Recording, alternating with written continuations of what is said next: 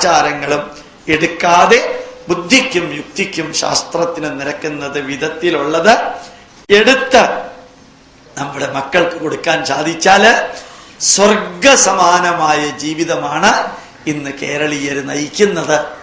അത്ര സ്വർഗമാണ്, ഒരു സംശയം എനിക്കില്ല. ഞാൻ ചിലപ്പോ പറയാറുണ്ട്, ഇലക്ട്രിസിറ്റി ബില്ലടയ്ക്കാൻ ബോർഡ് ഓഫീസിൽ പോവേണ്ട, ബസ് ബുക്ക് ചെയ്യാൻ വീട്ടിലിരുന്ന് പറ്റും, ട്രെയിൻ ബുക്ക് ചെയ്യാൻ വീട്ടിലിരുന്ന് പറ്റും, വിമാന ടിക്കറ്റ് ബുക്ക് ചെയ്യാൻ വീട്ടിലിരുന്ന് പറ്റും. സാമ്പാർ പൊടി ഉള്ളത് കൊണ്ട് സാമ്പാർ അരക്കണ്ട, ഇഡ്ലിയുടെ മാവ് കിട്ടുന്നത് കൊണ്ട് ഇഡ്ലി അരക്കണ്ട, ആട്ടുകല്ലില് അമ്മിക്കല്ലില് നമ്മൾ വിറകുണക്കി തീ കത്തിക്കണ്ട, ഗ്യാസ് ഉണ്ട്, മിക്സിയിലിട്ടാൽ അരയാത്തതൊന്നുമില്ല.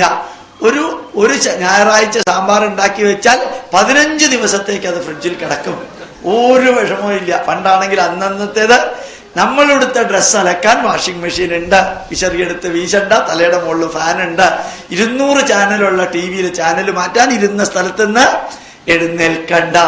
ഇത്രയും സുഖകരമായ ഓണത്തിനും ഏതെങ്കിലൊക്കെ ദിവസത്തില് ഒരു ഫോൺ വിളിച്ച് 15 പേർക്ക് ഊണ് വേണമെന്ന് പറഞ്ഞാൽ ആ 15 പേർക്ക് കൊണ്ടുവരുന്ന ഊണ് 30 പേർക്ക് കഴിക്കുകയും ചെയ്യാം.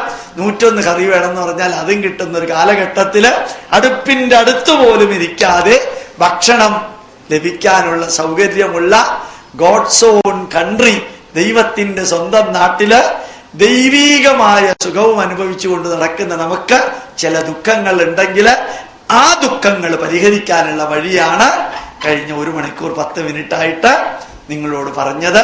അത് ജീവിതത്തിൽ പകർത്താൻ സാധിക്കട്ടെ എന്നുകൂടി പ്രാർത്ഥിച്ചുകൊണ്ട്, ധന്യമായ ഈ വേദിയിൽ ഇങ്ങനെ ക്ലാസ് എടുക്കാൻ സാധിച്ചതിൽ സന്തോഷമുണ്ട്. ഒരു ദുഃഖമുണ്ട്, അടുത്ത പ്രാവശ്യം മുതൽക്ക് ഇവിടുത്തെ പ്രസിഡന്റും സെക്രട്ടറിയും അനുഭവിച്ച ടെൻഷൻ 1-10 കഴിഞ്ഞപ്പോ അത് അറിയണമെങ്കിൽ അടുത്ത വർഷം നിങ്ങൾ പ്രസിഡന്റ് ആവണം. കാരണം കറക്റ്റ് 1:30 മണിക്കെന്ന് പുറത്ത് എഴുതി വെച്ച് കസേര നോക്കുമ്പോ 3 ആൾക്കാരായിരിക്കുന്നത്.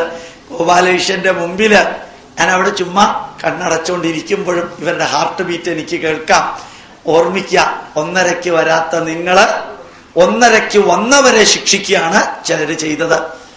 അതുകൊണ്ട് അടുത്ത പ്രാവശ്യം നിങ്ങൾ 2 മണിക്കേ വരുള്ളൂ. ഞാൻ കറക്റ്റ് കാൽക്കുലേറ്റ് ചെയ്തുകൊണ്ട് പോകുമ്പോ എനിക്ക് തുടക്കം അഡ്ജസ്റ്റ് ചെയ്യാൻ സാധിച്ചില്ലെങ്കിലും ഒടുക്കം അഡ്ജസ്റ്റ് ചെയ്യാൻ ഞാൻ നിർബന്ധിതനാകുന്നു. കാരണം അതനുസരിച്ച് അടുത്ത പ്രോഗ്രാം ചാർട്ട് ഔട്ട് ചെയ്യുന്നത്. അതില് കുറ്റബോധമില്ല, ശരിയല്ല എന്ന് എനിക്കറിയാം.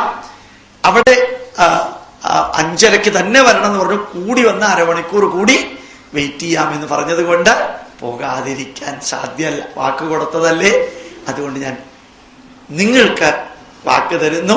അടുത്ത പ്രാവശ്യം ഈ വഴി കൂടെ പോകുമ്പോൾ ഇവിടെ വരാം. നിങ്ങൾക്ക് എന്തെങ്കിലും സംശയങ്ങൾ ചോദിക്കാനുണ്ടെങ്കിൽ ചോദിക്കാം. അന്ന് ഇന്നത്തെ ക്ലാസ്സിൽ പറയാത്ത എന്തെങ്കിലും പറയണമെന്ന് നിങ്ങൾക്ക് തോന്നുകയാണെങ്കിൽ അതും പറഞ്ഞു തരാം. ഇപ്പൊ കുന്തിയെ കുറിച്ച് പറഞ്ഞില്ല, ഗാന്ധാരിയെ കുറിച്ച് പറഞ്ഞില്ല, ഭാരത പൈതൃകത്തിൽ സ്ത്രീകളുടേതായിട്ടുള്ള സ്ഥാനത്തെ കുറിച്ച് പറഞ്ഞില്ല. പക്ഷെ അത് പറഞ്ഞ് എത്തേണ്ടതായിരുന്നു ഇപ്പൊ പറഞ്ഞത്. അതും കൂടി പറഞ്ഞാൽ ഇത് ഇപ്പൊ പറഞ്ഞത് പറയാൻ പറ്റാത്തത് കൊണ്ടാണ് അവസാനം പറയേണ്ടത് ആദ്യം പറഞ്ഞത്, ആദ്യം പറയേണ്ടത് പിന്നെ എപ്പോഴെങ്കിലും പറയാമെന്ന് വിചാരിച്ചത്. ഞാൻ പറഞ്ഞത് മനസ്സിലായിട്ടുണ്ടാവുമെന്ന് വിചാരിക്കുന്നു. നിങ്ങളുടെ ചിലരുടെ മുഖം കണ്ടാൽ മനസ്സിലായ ലക്ഷണമില്ല, സാരമില്ല. എന്നാലും പറയുന്നു, കേട്ടതിന്റെ കുറെ അംശങ്ങൾ ചിന്തിക്കുക, വീട്ടിൽ ചെന്ന് മക്കൾക്ക് പറഞ്ഞു കൊടുക്കുക. ഇന്നു മുതൽക്ക് തികച്ചും പുതിയതായ ഒരു ജീവിതം നയിക്കുക. വീട്ടിനകത്ത് മന്നത്ത് പത്മനാഭൻ ഈ വീടിന്റെ ഐശ്വര്യം എന്ന് എഴുതി വെച്ചിട്ടുണ്ടെങ്കിൽ അത് അതിന്റെ മുകളില് എന്റെ പ്രവൃത്തി, എന്റെ വീടിന്റെ ഐശ്വര്യം. നമ്മുടെ പ്രവൃത്തിയാണ് നമ്മുടെ വീടിന്റെ ഐശ്വര്യം എന്നോർക്കാം. കൂടുമ്പോൾ ഇമ്പമുണ്ടാകുന്ന സ്ഥലമാണ് കുടുംബം എന്ന് നാരായണ ഗുരുദേവൻ പറഞ്ഞിട്ടുണ്ട്. അതേ നാരായണ ഗുരുദേവൻ പറഞ്ഞിട്ടുണ്ട്, വാദിക്കാനും ജയിക്കാനുമല്ല, അറിയാനും അറിയിക്കാനുമാണ് ശ്രമിക്കേണ്ടത്. വാദിക്കാറ്റി പുറത്താക്കരുത്, എല്ലാവരെയും അടിച്ച് അകത്താക്കണം എന്നും ഗുരുദേവൻ പറഞ്ഞിട്ടുണ്ട്. നിങ്ങൾ NSSകാരായതുകൊണ്ട് നാരായണ ഗുരുദേവന്റെ പുസ്തകം വായിക്കരുതെന്നൊന്നും ആരും പറഞ്ഞിട്ടില്ല. നല്ല പുസ്തകം എവിടെയുണ്ടെങ്കിലും, നന്മ നിറഞ്ഞ അറിവുകൾ എവിടെ ഉണ്ടെങ്കിലും അതെടുക്കാൻ പഠിക്കുക. അത് മറ്റുള്ളവരെ പഠിപ്പിക്കാൻ ജഗദീശ്വരൻ അനുഗ്രഹിക്കട്ടെ എന്ന് പ്രാർത്ഥിച്ചുകൊണ്ട്, ഇമെയിൽ അഡ്രസ് ഉണ്ടെങ്കിൽ അവിടെ ഒരു സ്ലിപ്പ് വെച്ചിട്ടുണ്ട്, അതിലെഴുതിയിടുക. കുറച്ച് സീഡികളും പുസ്തകങ്ങളും കുറച്ച് നേരം ഉണ്ടാവും, 300 സെക്കൻഡ്, അല്ലെങ്കിൽ കുറച്ചും കൂടി കൂടുതൽ. അത് പാക്ക് ചെയ്യുന്ന സമയം, കാരണം ഞങ്ങൾക്ക് തെക്കോട്ട് പോകാൻ സമയമായി, സ്ഥിരമായിട്ടല്ല തിരുവനന്തപുരത്തേക്ക്. അപ്പോ ദീർഘ ആയുരാരോഗ്യ ഐശ്വര്യാണ അഭിവൃദ്ധിരസ്തു ഉത്തരോത്തരാഭിവൃദ്ധിരസ്തു ഇതി അഹം പ്രാർത്ഥയാമി.